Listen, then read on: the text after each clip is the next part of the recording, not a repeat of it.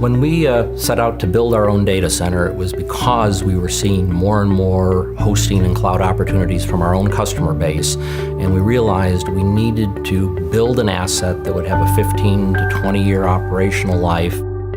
We built our data center to support data lakes, high capacity infrastructure, all of the things that run IoT and larger data analysis, that kind of thing. One of our design criteria was the highest possible efficiency, the highest possible capability for per rack power and cooling, and ease of management and airflow management. So we decided to not pursue a raised floor infrastructure and go instead with flooded cold aisle infrastructure.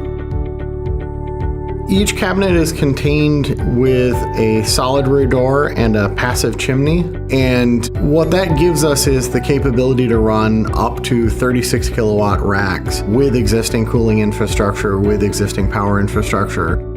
We serve about 600 clients, and they range from as small as 2 or 3 users to as large as 400 or 500 in our data center operations. Secant's primary market is West Michigan, though we now have additional data centers in the Southfield area and the Detroit area. We worked very, very hard to maximize the usable white space and really minimize the overhead of power and cooling. And this is where the Vertiv equipment was really key.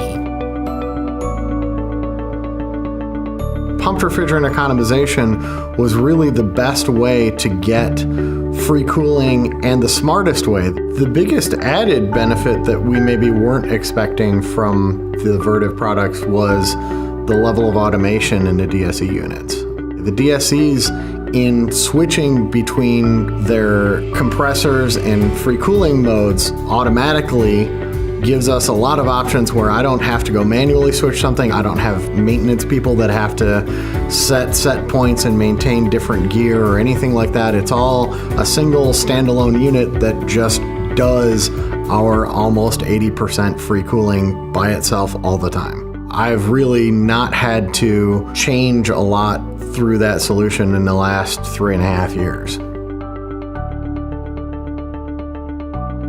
From a power infrastructure and availability standpoint, we bring 2 distinct feeds in from our transformer and through isolated transfer switches with their own generators with isolated entrances into our facility through our Liebert NX units that are back-ended instead of batteries with flywheels.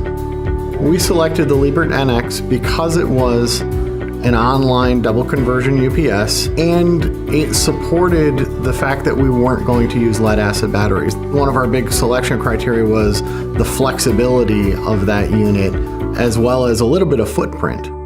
We designed the facility to be expandable. Today we're built out to 50% of our ultimate capacity. We will come in as our needs grow and double the number of Vertiv UPS units and cooling units as needed.